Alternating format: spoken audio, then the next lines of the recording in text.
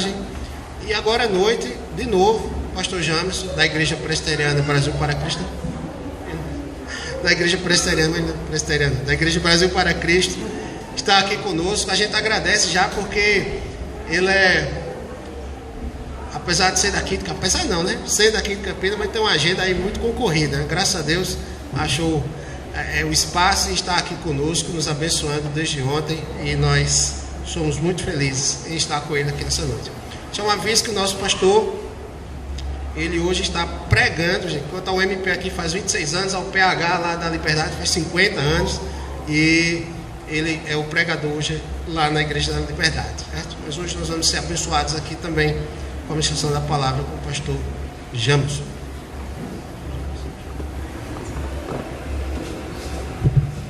Meus queridos irmãos, a graça e a paz do Senhor Jesus, amém? Eu gostaria de convidá-los a abrirem suas Bíblias comigo na primeira epístola de Paulo aos Coríntios, 1 Coríntios, no capítulo 1, e nós estaremos fazendo a leitura da palavra do Senhor do verso 18 ao verso 25. 1 Coríntios, capítulo 1, do verso 18 ao verso 25. Mais uma vez, parabéns ao MP pelos 26 anos de organização, que Deus abençoe em nome de Jesus, que o Senhor o permita muitos outros anos em sua presença, para a glória do nome dEle. Estou muito feliz, muito honrado pela oportunidade de poder retornar à Quarta Igreja Presbiteriana. Nós estivemos aqui ontem, como o querido presbítero mencionou, nós estivemos pensando a respeito da justificação pela fé, com base na cruz do Senhor Jesus. Hoje nós vamos continuar pensando a respeito da cruz, só que com outra proposta. Se ontem nós estávamos pensando a respeito do porquê da cruz, qual a necessidade da cruz, o que efetivamente a cruz causou em todos nós que somos eleitos e que vamos morar com Cristo por toda a eternidade na glória, hoje nós vamos pensar a respeito de qual a importância de se propagar essa mensagem, porque nós devemos, com toda a ênfase, com toda a paixão, com todo o desvelo do nosso coração, propagar a plenos pulmões aquilo que Jesus fez por nós naquela sexta-feira fatídica, quando Ele sangrou profundamente para finalmente perdoar todos os nossos pecados.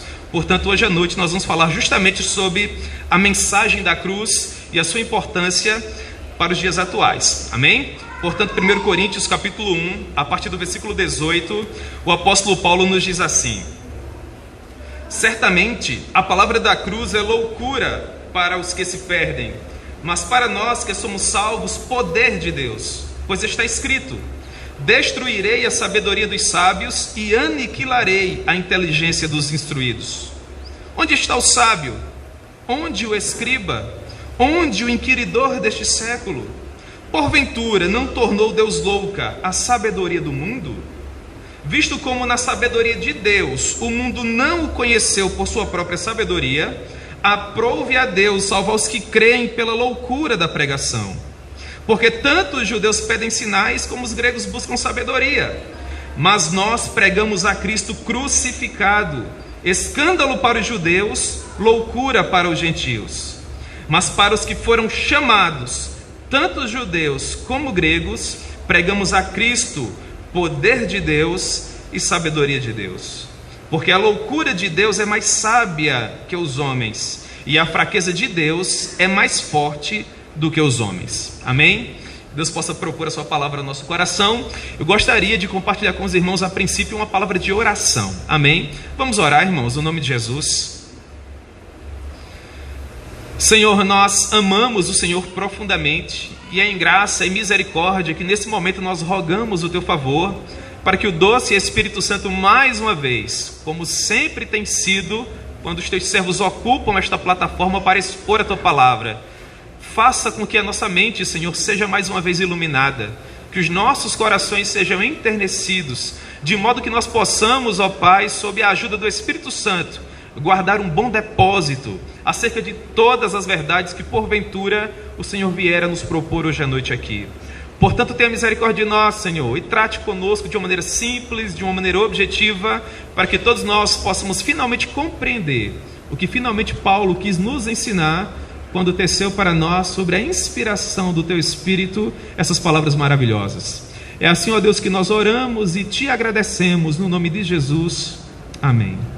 Muito bem, irmãos, o apóstolo Paulo, ele escreve esse documento estando na cidade de Éfeso, por ocasião da sua terceira viagem missionária. Ele havia passado pelo menos 1 ano e meio na igreja de Corinto, e agora, há pouco mais de 2 anos, ele se encontrava na cidade de Éfeso, e havia há pouco recebido uma caravana de irmãos provenientes da cidade de Corinto. Esses irmãos pertenciam à família de Cloe. Eram 3 irmãos, Fortunato, Estéfanas e Acaico, e aqueles irmãos haviam trazido algumas notícias ao apóstolo Paulo. A igreja de Corinto, que era uma igreja profundamente problemática, estava atravessando sérios problemas. E Paulo se propõe a redigir essa carta sob a inspiração do Espírito Santo para tentar colmatar essas arestas, para tentar auxiliar a igreja de Corinto na solução destas demandas. Portanto, se nós fizermos uma leitura atenta ao longo de todo o documento, nós haveremos de perceber que essa primeira epístola de Paulo à igreja de Corinto, ao que parece, é uma espécie de checklist, onde Paulo ele recebe aquela lista de demandas de celeumas oriundas da igreja de Corinto, e ele vai, à medida que avança na produção da epístola, procurando sanar cada um desses problemas. Por exemplo, ele vai dizendo: quanto ao casamento, quanto à comida sacrificada aos ídolos, quanto às demandas judiciais envolvendo os irmãos, quanto à ceia do Senhor, quanto à maneira de se utilizar dos carismas, dos dons espirituais. Portanto, à medida que nós vamos lendo, nós vamos percebendo que o objetivo de Paulo é justamente esse: procurar sanar essas demandas, esses problemas que acometiam aquela comunidade, a igreja de Corinto. Nesse capítulo inicial que nós acabamos de ler, Paulo está tratando de um desses problemas. A igreja de Corinto era uma igreja profundamente sectária, uma igreja partidária, uma igreja que nutria um profundo sentimento faccioso. Ao que parece, os irmãos, pelo fato de descenderem daquela cultura helênica, festejavam profundamente os oradores que frequentavam o púlpito da igreja de Corinto. Os gregos, eles davam muita vazão à eloquência, à retórica, à maneira com desenvoltura, os pregadores, eles teciam as palavras como que torrentes que fluíam dos seus lábios. Portanto, os gregos, neste caso aqui os coríntios, que eram também de ascendência helênica, eles valorizavam isso profundamente. Portanto, o que acontecia? Pregadores poderosos frequentavam o púlpito da igreja de Corinto. Homens desse tipo de Paulo, de Apolo, de Pedro. Portanto, à medida que aqueles homens ocupavam o púlpito e desta maneira recebiam alguma proeminência em virtude do seu ofício, eles eram pregadores do evangelho, aqueles irmãos, trazendo essa bagagem cultural da época em que não conheciam ainda o Senhor Jesus, passavam a se associar a esses pregadores, de modo que, por exemplo, aqueles que queriam ter uma conotação mais teológica, por exemplo, diziam o seguinte: nós somos do partido de Paulo. Alguns outros que eram mais inflamados pela retórica, pela eloquência, diziam o seguinte: nós somos, portanto, do partido de Apolo. Haviam alguns outros que eram mais ascéticos, davam mais valor, por exemplo, ao legado apostólico de Pedro e diziam: nós somos do partido de Pedro. E haviam alguns outros ainda que, ao que parece, se arrogavam mais espirituais, se comparados aos demais. Estes faziam parte do partido de Cristo. Portanto, a igreja estava dividida, a igreja estava vivendo um profundo sectarismo. E os irmãos informam a Paulo a respeito dessa situação. Portanto, já no primeiro capítulo desta carta, Paulo justamente se propõe a tentar sanar essa demanda. E ele começa a saná-la a partir do versículo 10 do capítulo 1. Ele diz no versículo 11, por exemplo: pois a vosso respeito, meus irmãos, fui informado pelos da casa de Cloe de que há contendas entre vós. Refiro-me ao fato de que um de vós passa a dizer: eu sou de Paulo, e outro eu de Apolo, e outro ainda eu de Pedro, e ainda outros que dizem: eu sou de Cristo. Portanto, Paulo faz uma pergunta retórica no versículo 12, ao que parece procurando sondar, descobrir qual era, portanto, o objetivo daqueles irmãos em se dividir dessa maneira. Ele se pergunta assim: acaso Cristo está dividido? Foi Paulo crucificado em favor de vós? Ou fostes porventura batizados em nome de Paulo? Em outras palavras, quando foi que por meio da minha postura eu influenciei vocês para que vocês viessem a se comportar dessa maneira? Pelo contrário, a minha proposta sempre foi pregar o genuíno evangelho. Alguns de vocês até poderiam arrogar-se do meu partido pelo fato de eu ter tido batizado vocês. Mas ao que me ocorre, pelo que eu me lembro, eu batizei muitos poucos, e ele aqui vai dizer alguns daqueles que foram batizados por ele. E o objetivo de Paulo com isso é dizer que em nenhum momento ele tentou promover o seu próprio nome, ele tentou trazer ênfase à sua própria pessoa. Pelo contrário, o objetivo de Paulo sempre foi promover a glória do Senhor Jesus. É justamente isso que ele nos diz no versículo 17, quando ele continua ainda neste argumento, procurando combater este problema, e diz o seguinte: porque não me enviou Cristo para batizar, mas para pregar o Evangelho. Paulo não quer dizer com isso que seria errado ou um comportamento equivocado da parte dele se ele batizasse os irmãos. Pelo contrário, o ministro do Evangelho obviamente tem também essa prerrogativa, ele possui esse mistério. Contudo, dentro do contexto que nós estamos analisando aqui, o que Paulo está querendo dizer é o seguinte: que a missão precípua dele, enquanto ele esteve frequentando aquela comunidade, era pregar o Evangelho. Haviam outros irmãos que poderiam suprir essa necessidade de batizar os irmãos. E é justamente este ponto que Paulo está levantando. O meu objetivo, enquanto eu estive no meio de vocês, fora lhes expor publicamente e de uma maneira profundamente genuína o Evangelho. E é interessante notar que o apóstolo Paulo, sendo um homem que caminhava com muita desenvoltura pelos corredores do saber humano, havia feito uma leitura poderosa acerca dessa questão cultural da igreja de Corinto. Tanto é que, sabendo que os irmãos festejavam profundamente a retórica, a eloquência, a maneira poderosa, portentosa com que os oradores poderiam se pronunciar, Paulo diz o seguinte: eu me reservei, eu fiz o possível, eu me furtei, na tentativa de não estar perante vocês em linguagens de sabedoria humana, ou seja, com sabedoria de palavra, para que não se anulasse a cruz de Cristo. Dito de outra forma, eu fiz o possível para pregar para vocês da maneira mais simples e objetiva possível, para que vocês não estribassem a sua salvação na minha pessoa, porque eu, Paulo, não sou ninguém, não passo de uma mera ferramenta inadequada, por meio da qual Deus tem feito alguma coisa sobre a face da terra. Eu fiz o possível para pregar o Evangelho da cruz ensanguentada da maneira mais simples possível, para que vocês estivessem finalmente associados ao partido de Cristo, fazendo parte da família dele, que finalmente haverá de morar na glória, no céu. E esse argumento fica profundamente claro quando nós observamos o princípio do capítulo 2. E combatendo ainda esta ânsia da igreja de Corinto de festejar retórica, oratória, palavras bonitas, Paulo diz o seguinte, 1 Coríntios capítulo 2, versículo 1: eu, irmãos, quando fui ter convosco, anunciando-vos o testemunho de Deus, não o fiz com ostentação de linguagem ou de sabedoria. Paulo não estava se comportando como um orador, como um pregador do Evangelho, de acordo com o gosto, com as preferências da igreja de Corinto. Pelo contrário, o objetivo de Paulo era privilegiar a cruz ensanguentada do Senhor Jesus. Paulo era um homem preparado. Dos 12 aos 25 anos de idade, ele frequentou a academia intelectual mais festejada de Jerusalém. Foi literalmente criado aos pés do mais poderoso rabi daquela época, o poderoso Gamaliel. Paulo poderia muito bem ter se apresentado com palavras que afagariam o ego da igreja de Corinto, mas Paulo não se propôs a isso. Pelo contrário, 1 Coríntios capítulo 2, versículo 2, ele diz: porque decidi em nada saber entre vós, senão a Jesus Cristo e este crucificado. E foi em fraqueza, temor e grande tremor que eu estive entre vós. A minha palavra e a minha pregação não consistiram em linguagem persuasiva de sabedoria, mas em demonstração de espírito e de poder. Que pregador fabuloso, hein, irmãos? Para a glória de Deus. Portanto, se mesmo tendo todo este cuidado para não promover a sua própria pessoa, e sim a pessoa bendita e gloriosa do Senhor Jesus, ainda assim a igreja de Corinto estava passando por esse problema terrível. O que de fato havia acontecido para que esta celeuma surgisse? Paulo conclui, portanto, que o grande problema residia no fato de que parte daqueles irmãos não haviam compreendido finalmente o que de fato é a mensagem da cruz ensanguentada.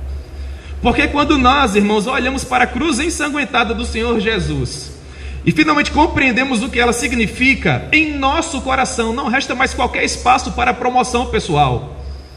Quando nós finalmente compreendemos a mensagem do Cristo que sangra por nós, das 9 horas da manhã até as 3 horas da tarde, nós não temos mais qualquer razão de dizer eu pertenço a fulano ou eu pertenço a Beltrano. Quem finalmente conseguiu ver a marca dos cravos nas mãos de Emanuel e a marca dos cravos nos seus pés, o seu lado transpassado pela lança do soldado romano, seu rosto completamente depauperado pela coroa de espinhos, quem consegue ver a poça enorme de sangue que ficou aos pés do lenho, este seguramente tem condições de dizer: eu pertenço a Cristo, eu pertenço única e exclusivamente a Ele.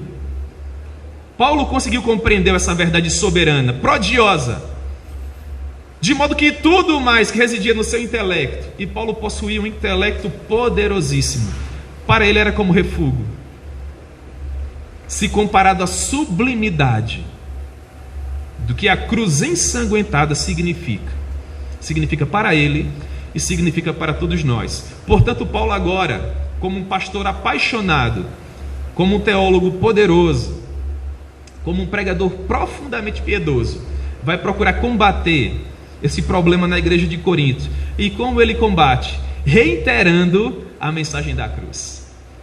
Vocês concluem juntamente comigo como essa mensagem é urgente, como essa mensagem é importante.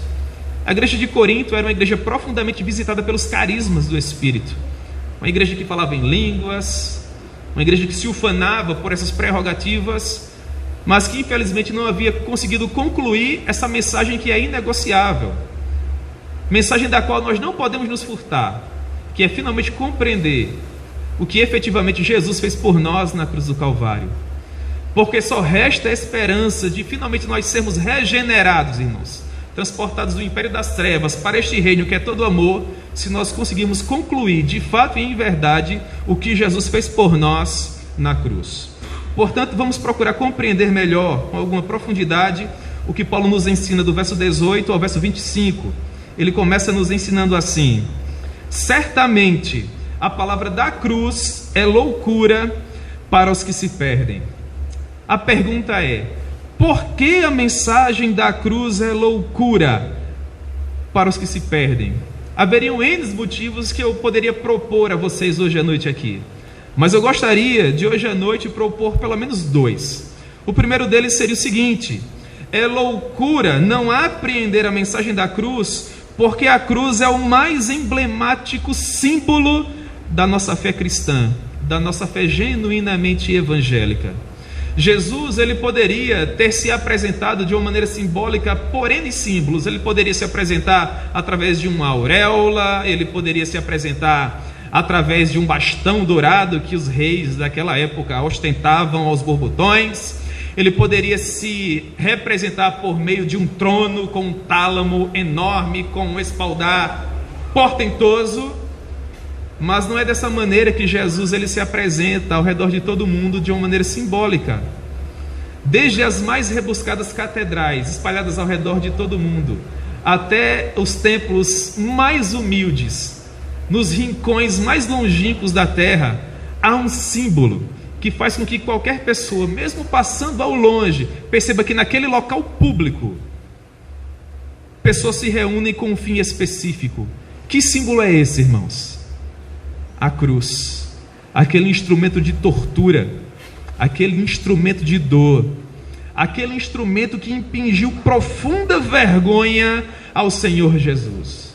Mas por que aprove ao Senhor Emanuel se fazer representar por este símbolo? Não que nós venhamos a encontrar este dogma nas Escrituras, pelo contrário, irmãos, isso aconteceu de uma maneira profundamente natural. Mas por que finalmente nós somos distinguidos enquanto corpo, enquanto povo, por meio deste símbolo? Porque Jesus é profundamente glorificado neste símbolo. Jesus não é glorificado em toda a sua soberania no momento em que ele é gerado no ventre de Maria como produto do Espírito Santo, não. Jesus não é mais glorificado quando ele finalmente é recebido sobre a face da terra, quando ele finalmente nasce. Jesus não é mais glorificado quando é finalmente submetido àquele rito no bar mitzvah, dando aula aos doutores de Israel. Ele não é mais glorificado quando opera o seu primeiro milagre. Ele não é mais glorificado quando escolhe o colégio apostólico. Ele não é mais glorificado quando ressuscita. o momento em que o Filho de Deus mais é glorificado, a verdadeira apoteose da vida de Jesus, é naquela sexta-feira, onde ele finalmente sangrou por todos nós. E nós compreendemos isso de uma maneira muito simples, fazendo uma leitura rápida em João capítulo 17, quando ele diz: Pai, é chegada a hora. A hora de quê? A hora de finalmente o Messias cumprir a sua missão. A hora de finalmente o Messias fazer valer a sua vinda até este torrão chamado planeta Terra. Jesus não veio finalmente nascer. Jesus não veio tão somente trazer vista aos cegos ou permitir que os coxos viessem a andar. Jesus veio sangrar, irmãos. Esta é a razão última da sua vida, a missão precípua da sua existência. Jesus é o homem que sangra, o Deus homem que se permite morrer para expiar o meu e o seu pecado. Quando nós retiramos a cruz ensanguentada da mensagem evangélica, nós destituímos esse Cristo ressurreto de todo o seu poder, porque nós furtamos deliberadamente a sua glória e tornamos Jesus um homem tal qual qualquer outro. Se nós retirarmos do Cristo a prerrogativa que ele tem de salvar, irmãos, Jesus é um homem como qualquer outro. Ele de fato é o que é, porque na plenitude dos tempos, sem que qualquer pecado ele houvesse cometido, sem que qualquer dolo fosse encontrado em seus lábios, ele se permitiu sangrar por nós na cruz do Calvário.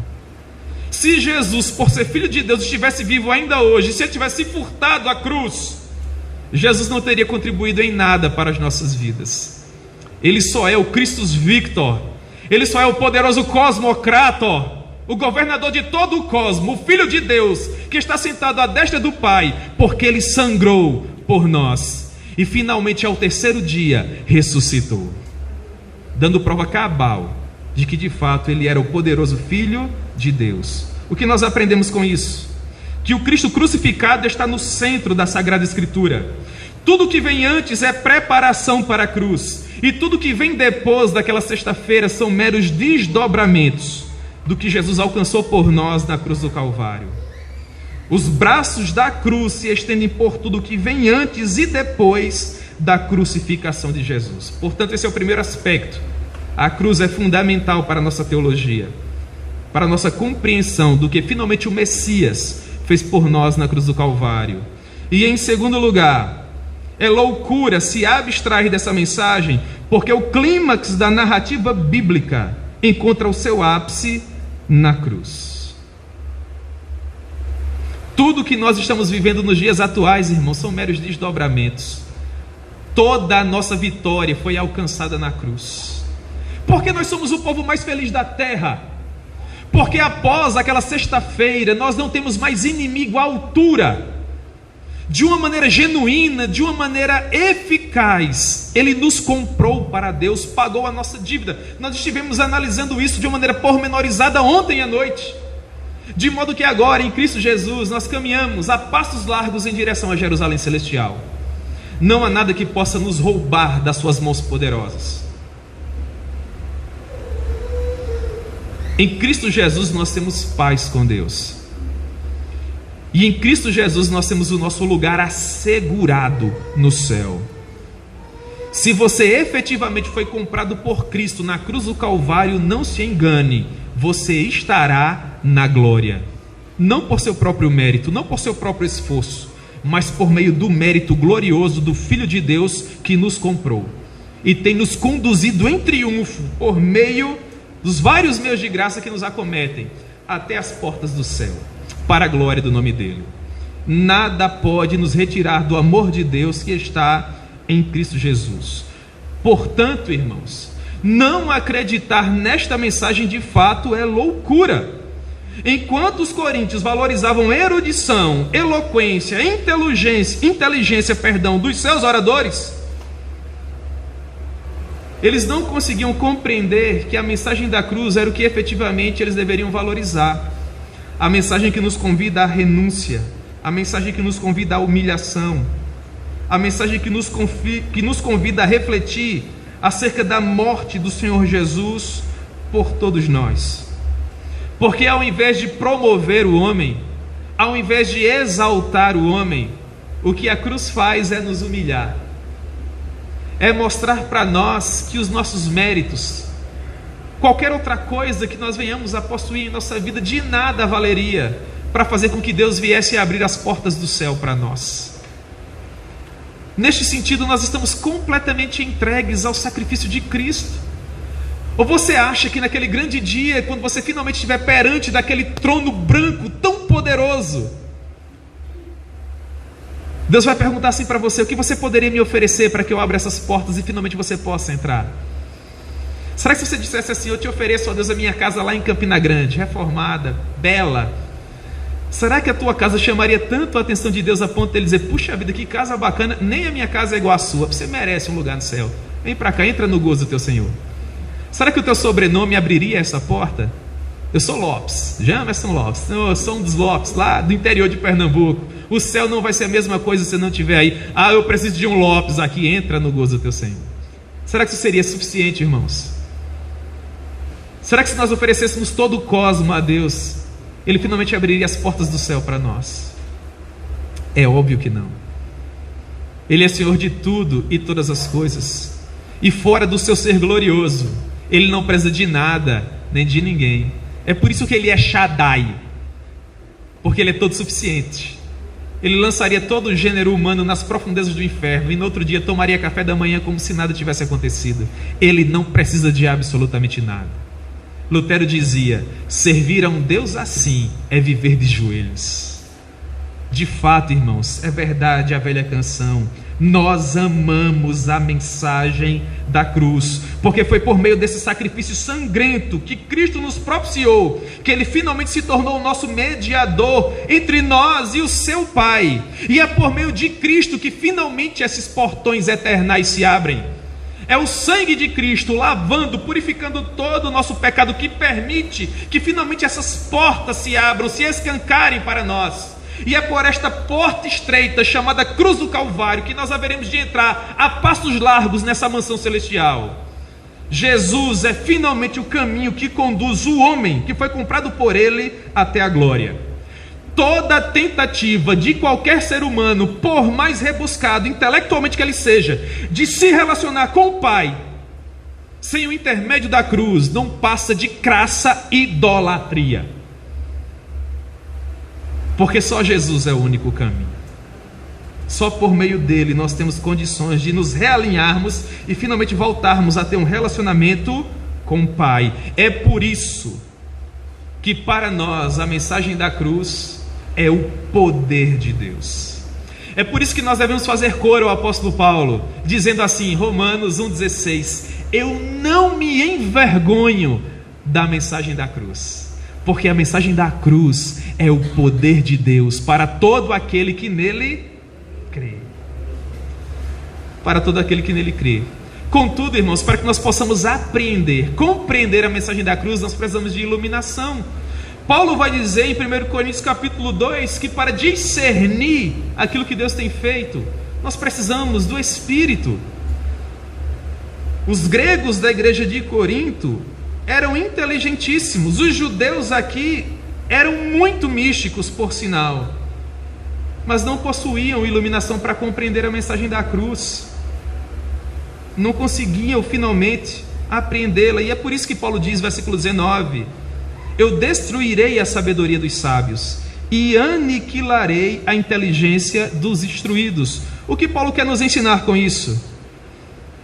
Que não é por meio do intelecto humano que nós haveremos de compreender o que Cristo fez por nós na cruz do Calvário.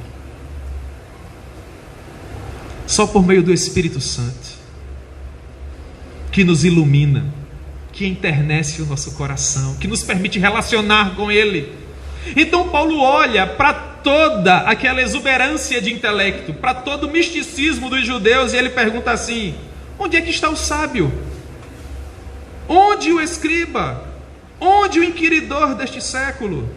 E ele diz: porventura não tornou Deus louca a sabedoria do mundo? Dito de outra forma, você pode ler todos os compêndios produzidos no mundo, você pode ter o vocabulário mais rebuscado, você pode ter o currículo mais festejado. Se você não tem luz suficiente dada pelo Espírito Santo para compreender o que foi feito por nós na cruz, você é obtuso, seu intelecto é pífio. Porque não vale absolutamente nada ser super festejado na terra como um intelectual para depois queimar por toda a eternidade no inferno. É muito melhor, irmão, se nós não tivermos oportunidade de enriquecer a nossa mente frequentando qualquer academia da vida, ser uma pessoa humilde intelectualmente falando na terra, mas compreender essa mensagem que pode fazer novas todas as coisas e nos escrever uma nova história. Eu preferiria, irmão, se este fosse o desejo de Deus, nunca ter um livro em minhas mãos, mas ter a minha mente iluminada pelo Espírito Santo. Porque não é mero intelecto que haverá de nos fazer relacionar-se com Deus, mas graça e misericórdia, que Ele concede como um dom do Espírito Santo. Logo, é loucura nós aprendermos qualquer tipo de conhecimento, se com isso nós tivermos que abrir mão da sublime mensagem da cruz. Portanto, o que nós aprendemos? Que a cruz esvazia toda a nossa pretensão e arrogância. Que nós não contribuímos em absolutamente nada. Não é por ser tão sábio que você compreenderá a cruz, ou por ser tão humilde intelectualmente falando, mas se Deus finalmente se utilizar de misericórdia e fizer com que você compreenda. São duas coisas preponderantes, inalienáveis: a genuína exposição pública das Escrituras e a iluminação do Espírito Santo.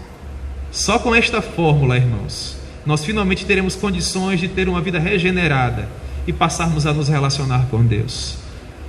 Você conseguiu compreender a mensagem da cruz ensanguentada?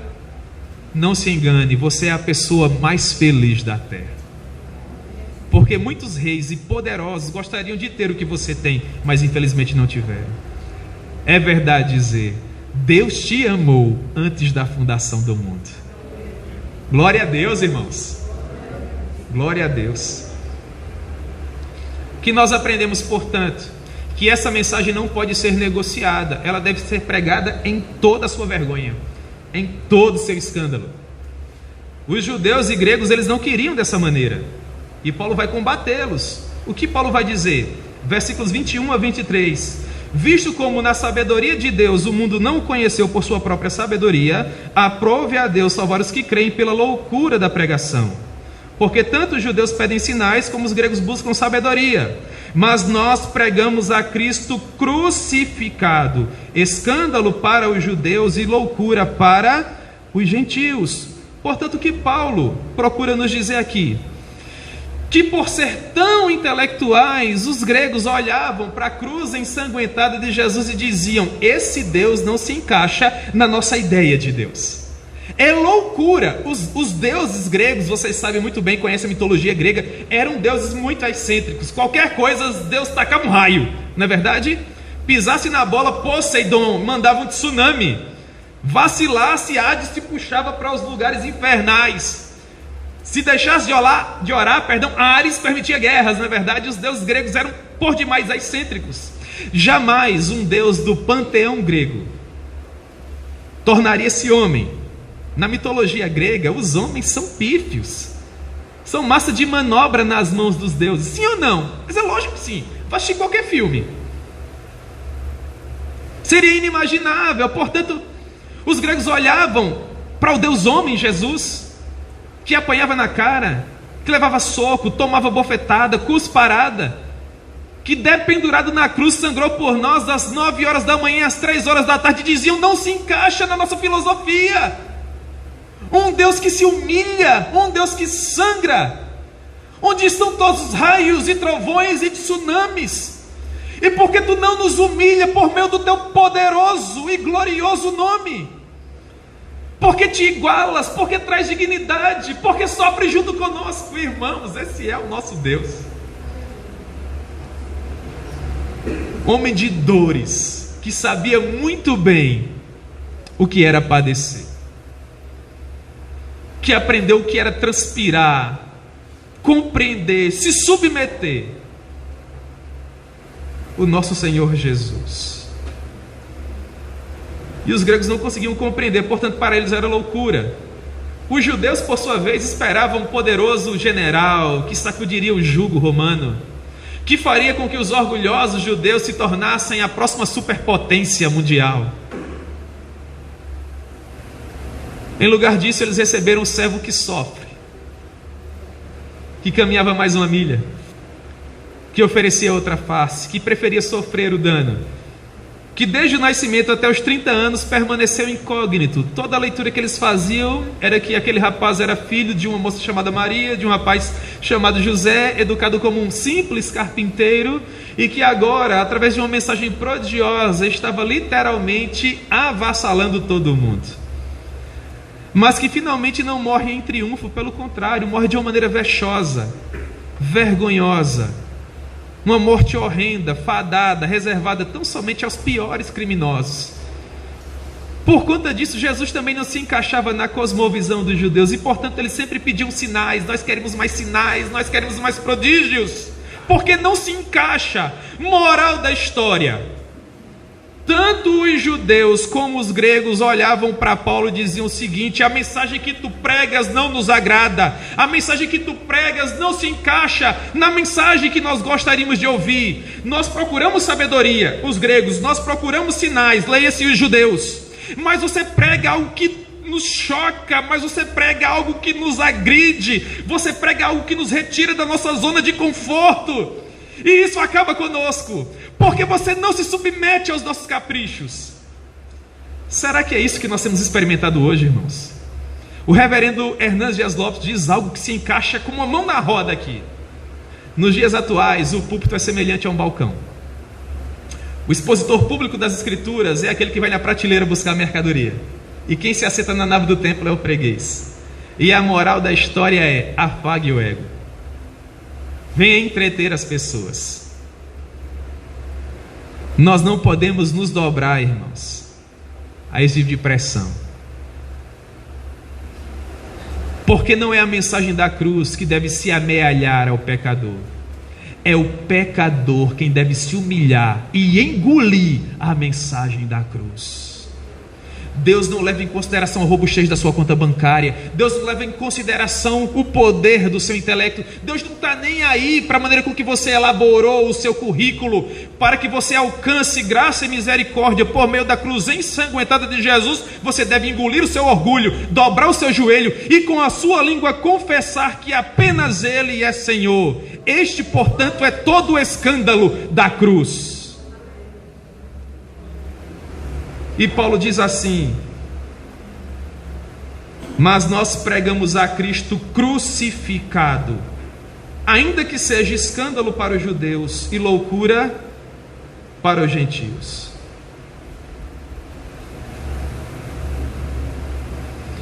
Pastor Augusto Nicodemos diz assim: a resposta de Paulo à exigência dos judeus por sinais e a busca dos gregos por sabedoria foi pregar a Cristo crucificado, contrariando os interesses deles. Aqui temos o cerne da mensagem de Paulo ao mundo místico e intelectualizado da sua época.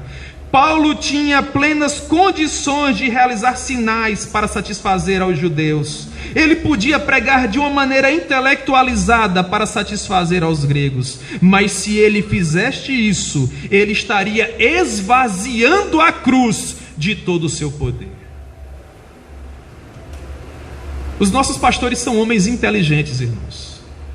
Eles poderiam pregar de forma a agradar, mas se eles fizessem isto, neste momento, eles perderiam a prerrogativa de serem chamados homens de Deus. Porque o verdadeiro homem de Deus é aquele que, sem se preocupar com as consequências, denuncia o pecado, edifica os santos e anuncia o tempo aceitável do Senhor. Porque o verdadeiro homem de Deus que prega a mensagem da cruz ensanguentada só possui dois compromissos na sua vida: expandir o reino do Senhor Jesus e manifestar a sua glória até os confins da terra. Portanto, eu vos digo, sem medo de errar, que a mensagem da cruz é a mais urgente mensagem que este mundo que jaz no maligno precisa ouvir. Portanto, finalmente, Paulo conclui seu argumento dizendo, versículo 25: porque a loucura de Deus é mais sábia do que os homens, e a fraqueza de Deus é mais forte do que os homens. Por que, irmãos, a loucura de Deus é mais sábia que os homens? Porque a mensagem que para os homens era loucura, ao final mostrou-se o poder de Deus. Por que a fraqueza de Deus é mais forte do que todos os homens? Porque morrer na cruz, como Cristo morreu, era um sinal de fraqueza e fracasso, sobretudo para os judeus. Contudo, após o triunfo da cruz, a aparente fraqueza de Deus mostrou-se mais forte do que todos os homens, porque Cristo ressuscitou, não mais como o cordeiro que sofre, mas como o poderoso leão da tribo de Judá. E na coxa dele está escrito, isso é magnífico, devia ser escrito com letras douradas, porque ele é digno, Rei dos reis e Senhor, e todo o gênero humano haverá de dobrar os seus joelhos perante ele, tendo diante de si a mais perfeita expressão da glória do Pai, promovida pelo ser glorioso de Emanuel. Vamos concluir mais uma vez com a palavra o reverendo Augusto de Nicodemos. O propósito de Paulo em fazer esses contrastes é evidente. Seu objetivo ao comparar a sabedoria de Deus revelada na cruz com os resultados das especulações filosóficas e teológicas de gregos e judeus é levar os crentes de Corinto a perceber que eles estavam exaltando os homens. Ainda que eles fossem crentes do Senhor Jesus, como Paulo, Apolo, como Pedro, esquecidos que a cruz ensanguentada acaba com essa possibilidade. E ele diz: não há lugar para a glória humana entre os que foram salvos pelo crucificado. Portanto, preste atenção, não há na igreja de Cristo lugar para culto à personalidade ou à criação de partidos. Ninguém tem o direito de dizer que pertence a quem quer que seja, ainda que este seja um homem de Deus. Se nós finalmente compreendemos a mensagem da cruz, todos nós temos o dever de dizer: nós somos de Cristo, para a glória de Deus. Amém, irmãos? Que Deus proponha a sua palavra ao nosso coração. Vamos orar no nome de Jesus.